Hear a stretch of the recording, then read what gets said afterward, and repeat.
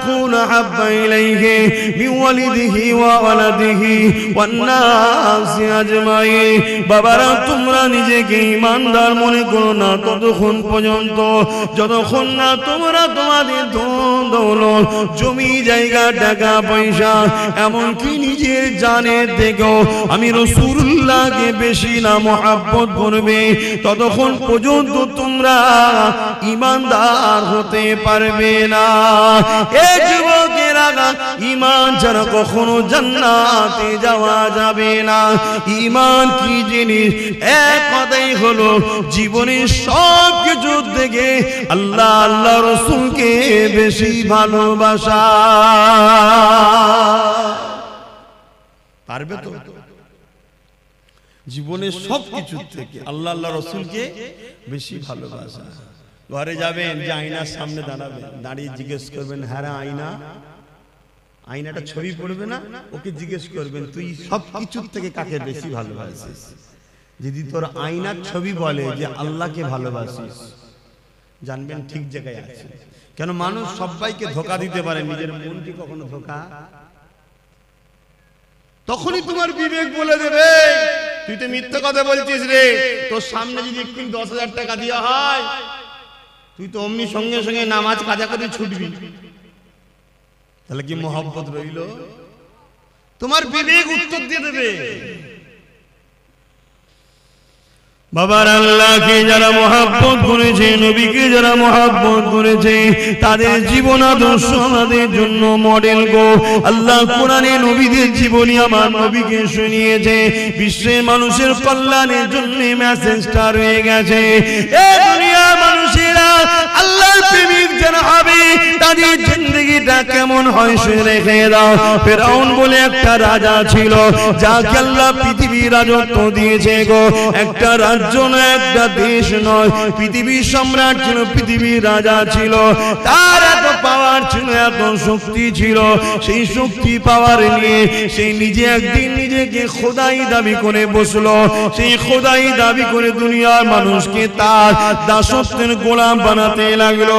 তার জীবনের প্রতিটা মুহূর্ত ছিল অন্যায়, তার জীবনের প্রতিটা মুহূর্ত ছিল জুলুম, তার জীবনের প্রতিটা মুহূর্ত ছিল নারী দেহ শোষণ করা, তার জীবনের প্রতিটা মুহূর্ত ছিল শরাব পান করা, তার জীবনের প্রতিটা মুহূর্ত ছিল মানুষের উপরে জুলুম করা, তার জীবনের প্রতিটা মুহূর্ত ছিল গরিবদের ঘরে কৃতদাস বানিয়ে রাখা। এই যুবকেরা, আজও যদি কেউ শরাব পান করে, আজও কেউ নারীদের শোষণ করে, আজও কেউ যদি গরিবদের উপরে জুলুম করে, অবশ্যই সে মুসা নবীর সাথে থাকতে পারে না, সে ফেরাউনের সাথে থাকবে। ইতিহাসের পাতা সাক্ষী দিয়ে দেয়, এই ফেরাউনের আমলে ফেরাউনের ঘরে একজন মেয়ে কাজ করত, যিনার নাম হল হযরতে মাসাত্তা। গরিব মেয়ে ছিল, যা তিনটে আল্লাহ সন্তান দিয়েছিল। স্বামী হারাই তিনটে সন্তানকে নিয়ে ফেরাউনের ঘরে লালন পালন করে কাজ কাম করে জীবন যাপন করত।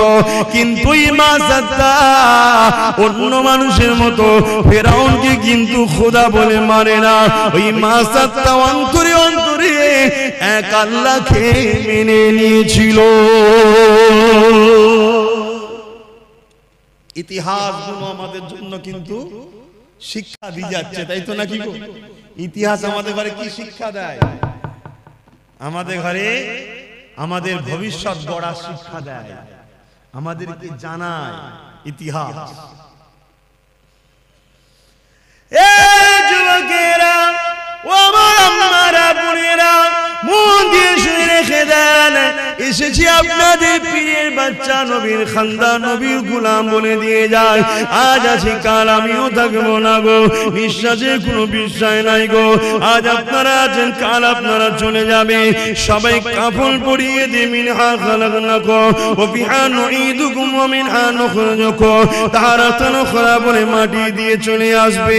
যদি তুমি দুনিয়া জমিনে নবী নবী নবী করে যেতে পারো, তোমার উঠা বসা চাল চলন যদি নবী থাকে, তোমার সাংসারিক জীবনে যদি নবী থাকে, তোমার কারবারিক জীবনে যদি নবী থাকে, তোমার রাষ্ট্রীয় জীবনে যদি নবী থাকে, তোমার রাজনীতির জীবনে যদি নবী থাকে, তোমার দেশপ্রেমে যদি নবী থাকে, তোমার মানবতায় যদি নবী থাকে, তোমার ইনসানিয়াতে যদি নবী থাকে, তোমার মানুষের ভালোবাসায় যদি নবী থাকে, এক কথায় তোমার জীবনে প্রতিটা সেকেন্ডে নবী থাকে, জেনে রেখে যে কবরের জমিনে তুমি একা থাকবে না। যখন তোমাকে শুইয়ে দিয়ে আসা হবে, তোমার বাপ চলে যাবে, তোমার আম্মা চলে যাবে, তোমার স্ত্রী চলে যাবে, তোমার স্বামী চলে যাবে, তোমার ছেলে মেয়ে চলে যাবে, তোমার পাড়া প্রতিবেশী চলে যাবে, তোমার দুনিয়ার দরদি রাজনীতির লিডাররাও চলে যাবে।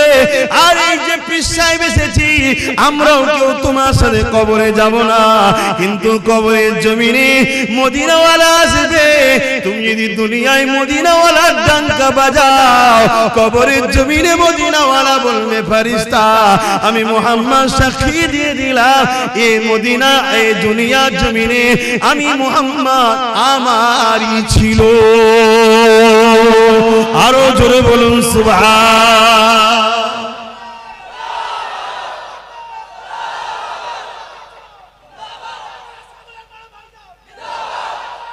আল্লাহু আকবার।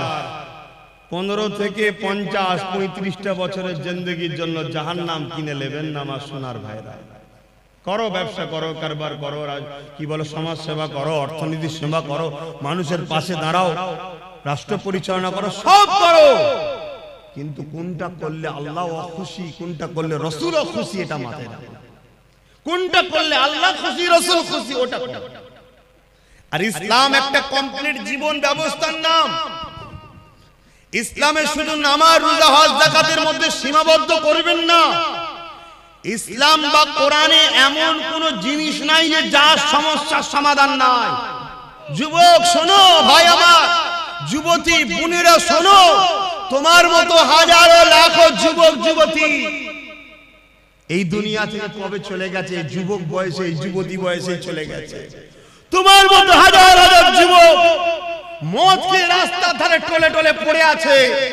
তোমার বয়সে হাজার হাজার বোন বিধবা হয়ে যায়, ফুটপাতে পড়ে আছে, বা নিজের শরীরকে বিক্রি করে পেট চালাতে হচ্ছে। তা থেকে আল্লাহ ভালো রেখেছে না রাখেনি? শুকরিয়া আদায় করো, আল্লাহর নেমত হারামি হয়ো না। শুকরিয়া আদায় করো যে আল্লাহ আলহামদুলিল্লাহ অনেক ভালো আছি। সেই আল্লাহকে ভুলে যেও না। তিনি কি চায় তোমার থেকে? বান্দা আমায় একটু সেজদা দে, রুকু দে, আর আমার হাবিবের কথা অনুযায়ী চল, অন্য কারো কথা শুনিস না, সব ধোঁকা। আমার হাবিব তোদের আপন। জোরে বলুন সুবহানাল্লাহ। এটা আমি বলিনি, আল্লাহ বলছে। এ কথা বলা যাবে তো নাকি? এ কথাও বলা যাবে না। তবে আগামী দিন ধর্মীয় আলোচনাও সমস্যা হবে, সেই সিচুয়েশন তৈরি হচ্ছে।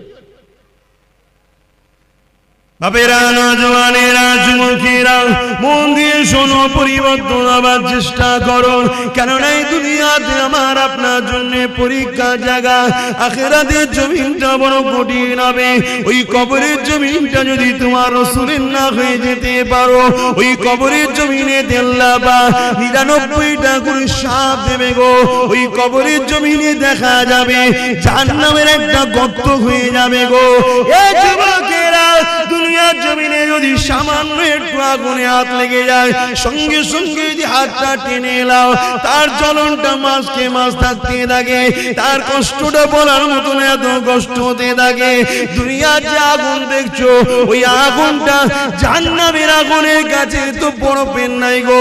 জাহান্নামের আগুনকে 70,000 বার ধোয়ার পরে তারপরে আগুনটা তৈরি হয়েছে গো। এ যুবকেরা, গল্প বলতে আসেনি গো। এরকম একটা একটা করে কত যুবক চলে গেছে, একটা একটা করে কত যুবতী চলে গেছে গো। তোমার যৌবনটাকে আল্লাহর বিরুদ্ধে লাগাও না গো।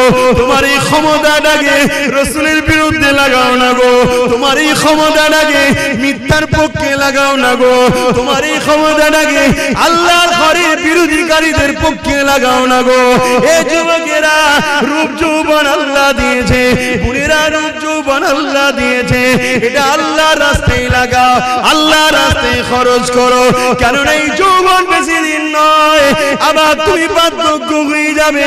এই বয়সে যে বেশি বেশি করে ইবাদত করো, আল্লাহকে সিজদা দাও, রোজা রেখে রেখে জিন্দেগি কাটা, কোরআন তেলাওয়াত করে করে যদি কাটা, রাসূলের মাহফিলে গিয়ে গিয়ে যদি কাটা, হালাল ইনকাম করে করে যদি কাটা, কারণ হালাল ইনকাম করাটাও ইবাদত। গরিব এতিমদেরকে দান খায়রাত করে করে যদি কাটা, কোন মানুষ বিপদে পড়েছে তাকে অর্থ যদি দিতে নাও পারো গো, শরীর দিয়ে মেহনত করে তার সহযোগিতা করতে পারো গো।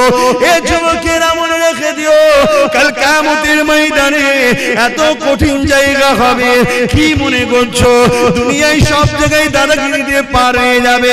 লাঠির জোর আছে, প্রশাসনের জোর আছে, নেতার জোর আছে, সব জোর দেখে দুনিয়ায় চলে যাচ্ছ। মনে রেখে দিও আখিরাতে দেখাবে মনে করে রেখেছো না বন্ধু না। আল্লাহ কিয়ামতের দিন বলবে জাহান্নামকে, এ ফেরেশতা যা আমার জাহান্নামকে নিয়ে জার্সির পাশে বা ৭০,০০০ জিনজিল দিয়ে আল্লাহ জাহান্নামকে বাঁধাবে। আল্লাহ পাকের এক একটা জিনজিলেতে ওই জিনজিলে ৭০,০০০ বাঁধা হবে। এক একটা জিনজিলে ৭০,০০০ করে ফেরেশতা ধরে রাখবে, জাহান্নামকে ধরে রাখতে পারবে না গো। লম্বা লম্বা জিন পার করে গুনাহগার করে ধরতে যাবে গো। ওই জমিনে আদম নবীও নফসি নফসি বলবে, মুসা নবীও নফসি নফসি বলবে, ঈসা নবীও নফসি নফসি বলবে। এ যুবকেরা, তাহলে তোমার আমার কি দশা হবে সেদিন? আল্লাহ দোস্তরা, আল্লাহ নবীরা তারা যদি নফসি নফসি করে, তোমার আমার দশা কি হবে?